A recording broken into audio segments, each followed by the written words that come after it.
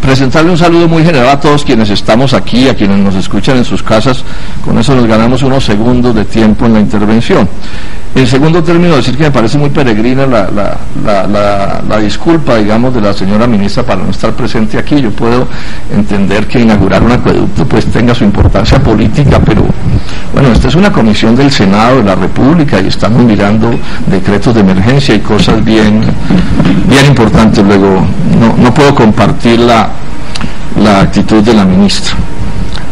Señalar también esto, mi intervención voy a hacer un esfuerzo muy grande por reducirla a lo mínimo que haya que decir para referirse solo al tema de las CAR, del decreto de las CAR, que es el debate que nos ocupa.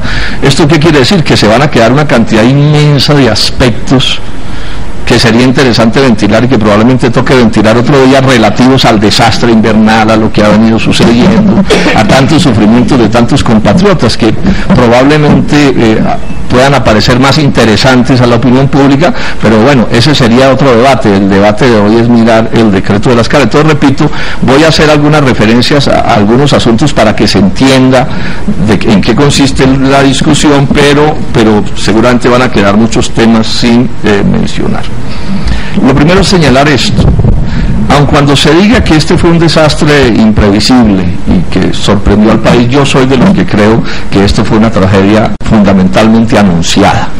Mire, este es un desastre invernal que no se puede explicar sin todo un fenómeno de deforestación del territorio nacional que lleva décadas desarrollándose, sin un problema de sedimentación de los ríos que tiene que ver con ese problema de deforestación de nuestras cordilleras. No se puede explicar sin la desecación de áreas inmensas de ciénaga que eran áreas de amortiguamiento de las inundaciones.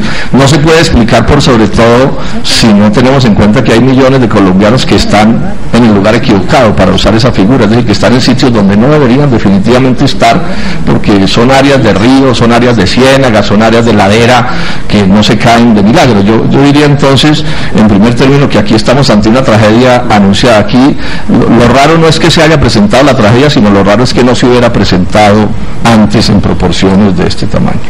Pero además, en lo inmediato, también fue anunciada. El presidente Santos estuvo en La Mojana en agosto del 2010, recién posesionado, y ya estaba inundada La Mojana, cuando el invierno apenas estaba empezando. El IDEAM advirtió desde junio, ahí están todos los documentos, no los voy a leer para no hacerme largo, mes por mes fue diciendo, viene un invierno muy fuerte, viene la niña, esto está muy grave, y cada mes decía, está peor, y vamos para lo peor hasta que ocurrió lo peor. Max Enríquez contaba cómo aquí llevamos, en los últimos 50 años ha habido 4 millones de damnificados, 15.000 muertos por tragedias de este tipo, y recordaba cómo el canal del Dique, uno de los sitios más afectados, se había roto con daños gravísimos en 1983. Y él habla de inundaciones épicas, es la palabra que él usa, épicas, para señalar su tamaño, en los años 88, 95, 99, 2005 y 2008. O sea que, insisto que lo raro es que este desastre no se hubiera presentado. El caso del canal del Dique vale la pena mencionarlo porque este es un caso que está muy documentado. Yo tengo aquí, entre mis documentos, un acta del INVIAS y los vecinos del Atlántico, de la zona del canal del Dique, las organizaciones de ganaderos, donde de mayo 20 del 2009, donde esos compatriotas le dicen al INVIAS, se va a romper el dique y aquí va a haber un desastre parecido al de 27 años atrás. En mayo 24 el periódico La Libertad de Barranquilla titula, temor y zozobra en el Atlántico, el sur a merced de las aguas del canal del Dique. En agosto 30 ese mismo periódico dice, amenaza el dique, si se desborda es responsabilidad de mi transporte e envías, dicen los habitantes del cono sur del Atlántico. Diciembre 15, La Libertad, ya después del rompimiento del dique, tragedia del sur estaba anunciada desde el año 2009. Y el Ministerio, ni el Ministerio de Ambiente ni el Ministerio de Vías hicieron absolutamente nada. entre junio, que se supo por el IDIAN que venía un invierno gravísimo, y el 30 de noviembre, cuando el dique pues falla y sucede todo lo que conocimos. El caso del RUT es parecido. El RUT es el distrito de riego de Roldanillo, La Unión y Toro, en el norte del departamento del Valle. En la página web del municipio de Roldanillo, de la alcaldía de ese municipio, se puede leer en diciembre 9 del 2009 la advertencia de que el dique también allí iba a fallar. Dice textualmente la información, dicen los alcaldes: no queremos que esto sea la crónica de una tragedia anunciada. Bueno, y fue la crónica de una tragedia anunciada, porque no se hizo lo que se debía hacer. Lo segundo es mencionar que estos desastres, más que naturales, son sociales. Y cuando digo sociales, digo económicos, políticos. Es decir, es un milagro encontrar la casa de un magnate inundada. Eso realmente no sucede, esto no le pasa sino a los pobres. Es también un milagro que una buena casa de alguien adinerado de verdad se deslice en un derrumbe. O sea que la naturaleza social de estos fenómenos también hay que resaltarla con toda claridad. Y eso, por supuesto, no es solo un problema del medio ambiente, esto es un problema del Ministerio de Hacienda, del Ministerio de Desarrollo, bueno, del Ministerio de Agricultura y del conjunto de la vida económica y social del país. La responsabilidad allí cabría digamos, adjudicársela, para usar una frase de Álvaro Gómez, al establecimiento. O sea, a los mismos que han gobernado este país desde hace mucho tiempo, y cuando digo los mismos, digo arriba en la cúpula. Pocos senadores a la hora de la verdad entre ellos, con franqueza les digo, ¿no?, que no hay que hacerse ilusiones. Estoy diciendo los que mandan de verdad, ¿sí?, son los que finalmente les cabe una responsabilidad. Este es un problema como de la estructura económica y social del país, del sistema, como se quiera llamar, agravado por supuesto por el modelo económico neoliberal, que agrava todos los problemas sociales. Sucede otro asunto que hay que mencionarlo, y si no nos lo mencionan no lo perdonan: los damnificados. Tenemos, no sé, más de 2 millones de damnificados, y esto es una de las cosas más dolorosas, se lo digo a los representantes del gobierno aquí. Cada desastre en Colombia, de cualquier tipo, es como si estuviéramos en el primer día de la creación. Siempre hay que pensar desde cero. Nadie tiene una carpa guardada, nadie tiene una estufa que pueda estar a la mano. Siempre se improvisa quién va a atender el asunto. Esta vez se inventaron una cosa completamente nueva. Hoy vi que hay un departamento de la costa que apenas van hoy a escoger el proveedor de los alimentos de los damnificados. O sea, si están vivos es un milagro. De algún otro lado tuvieron que haber conseguido la comida de estos 4 meses, porque ese proveedor apenas lo van a escoger hoy. O sea, esta es una de las partes más lamentables, la negligencia, la irresponsabilidad con la que se manejan estas cosas. Insisto, cada desastre es como si fuera el primero de la historia de Colombia. Los cambuches de los plásticos negros. Yo he estado varias veces en esa zona, he navegado por el canal del dique, con el senador García estuvimos, y realmente esto es lamentable. Otra vez las escuelas ocupadas, porque bueno, no hay dónde más poner a los damnificados.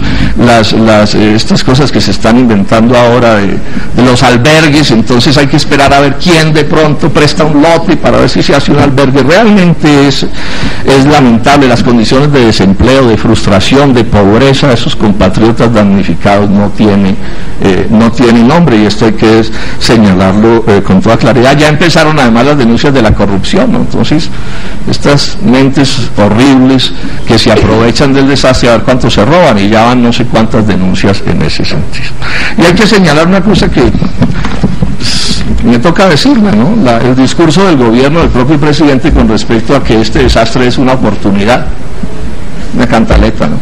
Pues sí, yo descubrí que la oportunidad ya entendí qué es. Entonces ponen un banquero cachaco de jefe de la reconstrucción, ¿cierto? ¿Sí? Y además establecen que la reconstrucción va a ser un inmenso negocio. Eso está dicho en los decretos.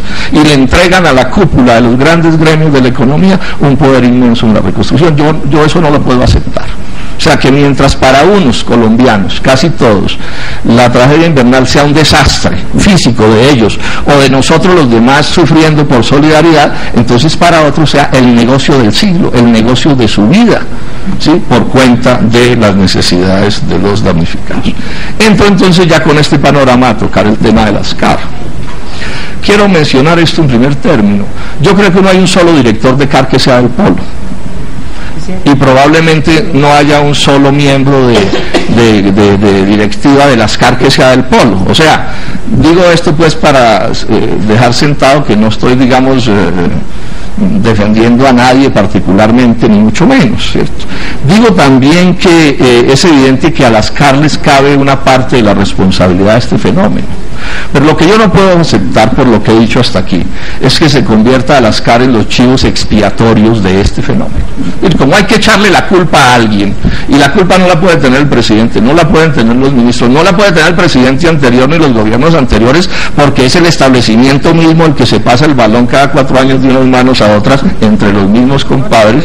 Entonces cogen a las CAR y medio las fusilan, empezando por un poco de funcionarios de nivel medio, que son sus directores y que no hay quien los defienda y quien no hable en nombre de ellos. Yo ese criterio no lo puedo aceptar.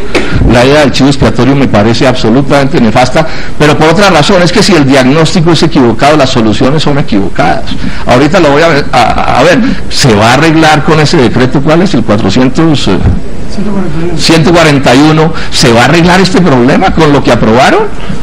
Ni de lejos, porque el diagnóstico es absolutamente equivocado. Esto es un problema bastante más complejo. Mencionemos algunas cosas que ilustren cómo es el punto. Las CAR, en pesos reales del año 2000, entre el 2007 y el 2008, manejan un promedio de 682 mil millones de pesos, que dividido entre varias decenas de CAR que son, atendiendo todo el territorio nacional, pues es una suma insignificante para las muchísimas responsabilidades que tienen esas entidades.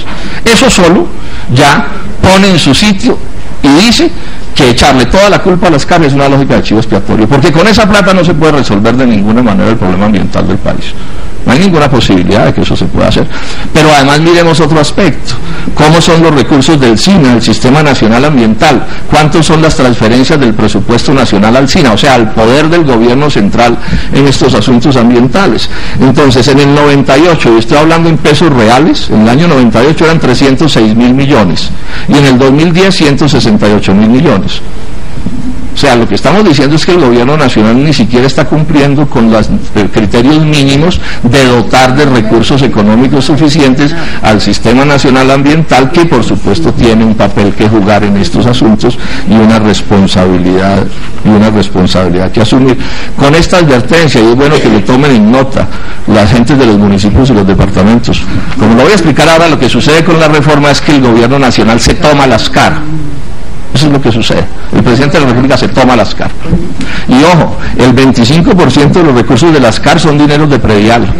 O sea que es otra vez, parecido con el caso de las regalías, el gobierno nacional quitándole a los municipios y a los departamentos los recursos que son del esfuerzo local, que no son del esfuerzo nacional. Esto es importante porque este es todo un debate que hay que hacer en Colombia. Mira, aquí no va a haber sino gobierno nacional. Bueno, pues esa puede ser una teoría, pero entonces que se plantee con toda franqueza. Pero aquí no se puede seguir hablando de los derechos locales cuando se reducen a elegir a alguien cada tantos años, pero el resto del tiempo ese alcalde o ese gobernador es poco menos que un súbdito del presidente de la República y de los ministros. Lo dejo simplemente planteado, mi estimada presidenta Daira Galvis, como un tema que debería convertirse en parte del debate, porque con este decreto el gobierno nacional se embolsilló, digámoslo así, en el sentido de que adquiere el poder para gastarlos otros recursos bastante importantes.